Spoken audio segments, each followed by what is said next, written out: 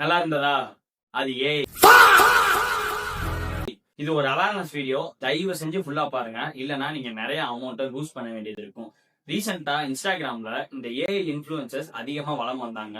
இதுல என்ன இருக்கு? அவங்களோட கிரியேட்டிவிட்டியை யூஸ் பண்ணி இந்த மாதிரி கான்டென்ட் கிரியேட் பண்றாங்கன்ட்டு நானும் ஃப்ரீயா விட்டுட்டேன். அன்டில் இந்த ஒரு விஷயத்த நோட் பண்ற வரைக்கும். கொஞ்சம் பேஜ் பூம் ஆன பிறகு நிறைய ஃபாலோவர்ஸ் அந்த ஏஐ இன்ஃப்ளூயன்சர்ஸ்க்கு வர ஆரம்பிக்கிறாங்க. அண்ட் வந்த பிறகு பயோல ஒரு லிங்க் வைக்கிறாங்க. அந்த லிங்கை கிளிக் பண்ணி உள்ள போய் பார்த்தோம்னா எக்ஸ்க்ளூசிவ் கான்டென்ட்டுக்கு பே பண்ணுங்க அப்படின்ட்டு வருது. சோ இதுல இருந்து கண்டிப்பா இதுக்கு பின்னாடி ஒரு பொண்ணு இல்ல வேற ஒரு ஆள் தான் இருக்காங்க அப்படிங்கிறது நமக்கு தெரிய வருது.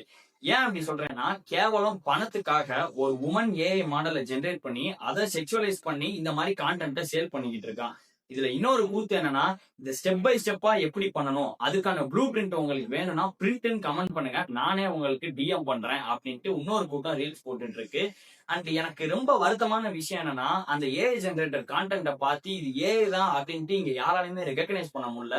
கமெண்ட்ல போய் எல்லாரும் சிம் பண்ணி வச்சுக்கிட்டு இருக்காங்க. இது எங்க போய் முடிய போகுதுன்னு தெரியல. என் தலைவன் அன்னைக்கே சொன்னான், AI is far more dangerous than nukes அப்படின்ட்டு. அப்போ புரியல, இப்ப புரியுது.